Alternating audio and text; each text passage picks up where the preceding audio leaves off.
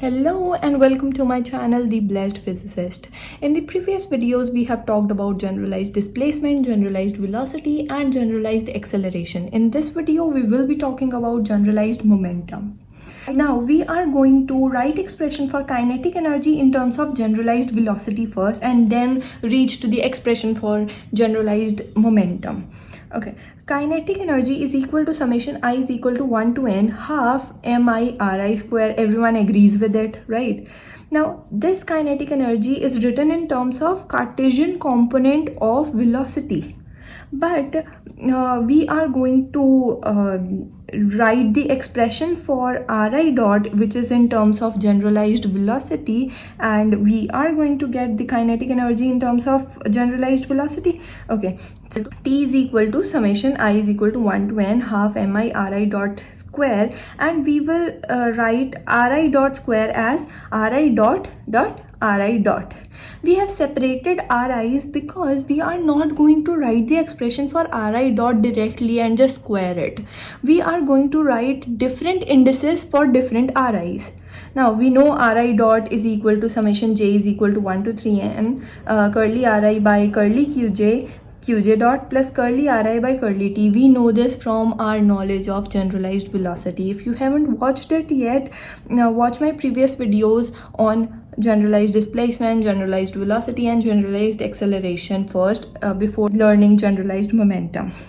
Now we are going to put the value, the expression of ri dot in the expression of kinetic energy. So it comes out to be T is equal to summation I is equal to 1 to n half mi ri into ri. These are same expression with different indices. Okay, pause the video, try it yourself, and you are going to get this expression. Next, we are going to solve this expression. What we are going to do, we are going to take summation outside and then multiply these two things. Okay, we are going to get T is equal to half summation I is equal to 1 to n, summation j is equal to 1 to 3 n, summation k is equal to 1 to 3, and we have taken summation outside I, j and k. Okay, mi curly ri by curly ri by curly qj dot qk dot plus half summation I is equal to 1 to n mi summation j is equal to 1 to 3 n curly ri by curly qj dot plus summation k is equal to 1 to 3 n curly ri by curly qk dot into curly ri by curly t plus half summation I is equal to 1 to n mi curly ri by curly t square. These are the things that have to be tried by your own hand. I can't just dictate and you are going to understand these things. So using this expression, reach to this expression, pause the video and try to do it yourself. Okay, I hope you all have reached to this expression. Okay, now we know that the second term on the right hand side, which is this, are identical. See, curly ri by curly qj dot curly ri by curly qk dot. There's a difference of indices. We can simply add them two with the same indices. Okay, so everything will be the same, just this term will be mi curly ri by curly qk dot curly ri by curly t. We have added the two and 2 cancels with the half. Okay, now in this expression, just have a look at this expression. In the first term we have qj dot qk dot, in the second term we have qk dot only, and in the third term we have no generalized velocity, which means the kinetic energy, the total kinetic energy is the sum of kinetic energy which is quadratic in generalized velocity, kinetic energy which is linear in generalized velocities, and kinetic energy which is independent of generalized velocities. Now when our system is stationary, that means curly ri by curly t is 0. That means this system does not explicitly depend on time. Then this term and this term vanishes, so we are only left with quadratic term only.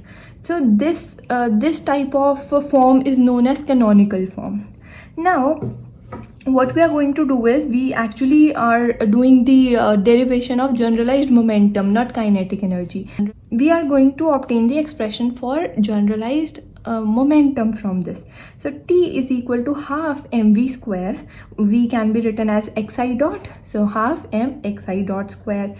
Now we know that the momentum is curly T by curly xi dot, which is if we differentiate kinetic energy T with xi dot, we are going to get mi xi dot, which is actually mv, that is momentum.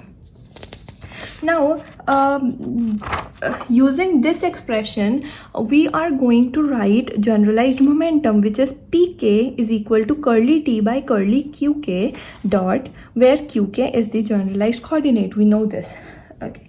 Now when we differentiate the expression for T with respect to qk dot, which is this expression for T, we are going to differentiate it with qk dot. We know when we differentiate, we don't get that particular coordinate. Okay, so we will get T is equal to half summation I is equal to 1 to n, j is equal to 1 to 3 n, k is equal to 1 to 3 n, mi curly ri by curly qj, curly ri by curly qk, qj dot. In the second term, we will get summation I is equal to 1 to n, summation k is equal to 1 to 3 n, mi curly ri by curly qk. And the third term, since it is independent of generalized velocity, this will be 0 when we differentiate the kinetic energy with respect to qk dot. So pk is equal to curly T by curly qk dot, and it is equal to the same thing that I just said. Now if the system is stationary, we know curly ri by curly T will be equal to 0. So we will get pk is equal to summation I is equal to 1 to n, summation j is equal to 1 to 3 n, half mi curly ri by curly qj, curly ri by curly qk, qj dot. This is generalized momentum. Now the momentum obtained here is obtained in terms of Cartesian coordinates.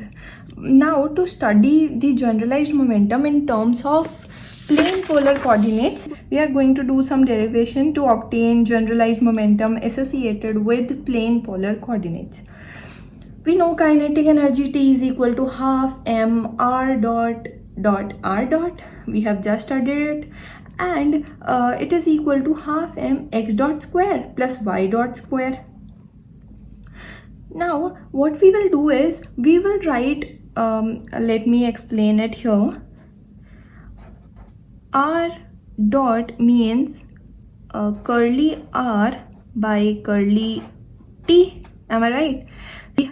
Now what we will do, we will multiply and divide with curly r.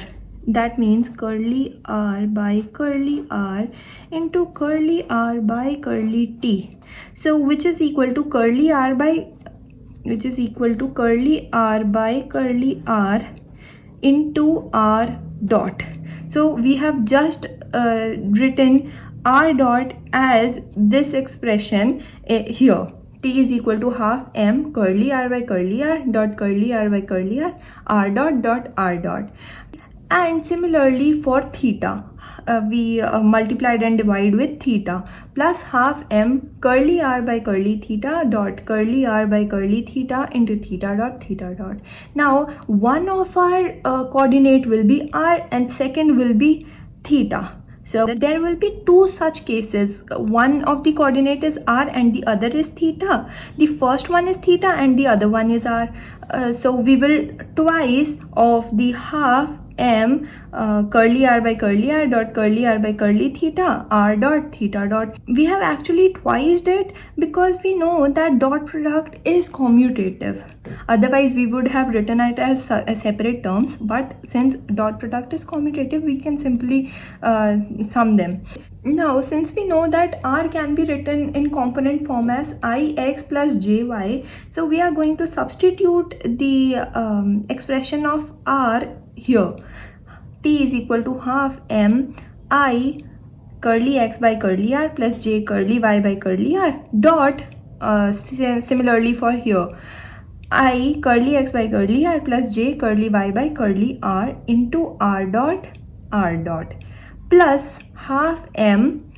We can write it for theta also, this same expression, plus half m I curly x by curly theta plus j curly y by curly theta dot I curly x by curly theta plus j curly y by curly theta theta dot. Similarly for this term, twice of half of m I curly x by curly r plus j curly y by curly r dot I curly x by curly theta plus j curly y by curly r into r dot theta dot. There was no space to write it here, so I just wrote it down here. You have to write it with the bracket. Now next what we are going to do is we are going to put x is equal to r cos theta and y is equal to r sin theta. When we do this, we will calculate the value for curly x by curly theta, curly y by curly theta, and curly x by curly r, curly y by curly r. Okay, so we get these expressions. You can again pause the video, watch it, try it yourself if you get the answer, and then continue. So when we put it in back into this expression, what we get is, we are going to do it side by side. We know that curly x by curly r is cos theta, and when we take dot product of two expressions, what we do is we multiply I term with I and j with j. So curly x by curly r square, so cos square theta plus curly y by curly r is sin theta, so we get half m cos square theta plus sin square theta into r dot r dot. Now see this expression, half m cos square theta plus sin square theta r dot plus, now for this term we know curly x by curly theta is minus r sin square theta, so we will get r square. When we multiply these two, we will get r square sin square theta plus r square cos square theta into theta dot. What we will get? We will get half m r square sin square theta plus r square cos square theta theta dot. Now for the third term, 2 will cancel with 2. Okay, m into I curly x by curly r is cos theta. We will multiply it with this. Okay, we will multiply curly x by curly r with curly x by curly theta, which means minus r cos theta sin theta. Now curly y by curly r into curly y by curly theta, I'm really sorry for this, curly y by curly theta is r sin theta cos theta. These will cancel out. Okay, and we are left with these first two terms. We will get t is equal to half, we know cos square theta plus sin square theta is 1, so t is equal to half m r dot square plus r square theta dot square. We have actually squared this. Okay, now we know our generalized momentum is curly t by curly qk dot. Now what are our generalized coordinates? We have two generalized coordinates here. One is r and the other is theta. We will calculate generalized momentum for r first and then for theta. So when k is equal to r, pr is equal to curly t by curly r dot. Okay, let's differentiate our expression for t with respect to r dot. What we will get? Twice of 1 by 2 of m r dot. We will get m r dot. Yeah, so pr is equal to m r dot. This is linear momentum. When k is equal to theta, okay, so curly t by curly theta dot, we will get r square theta dot, right? So p theta is equal to m r square theta dot. It is this generalized momentum is actually angular momentum. In this video we have studied generalized momentum. In the next video we will study generalized force.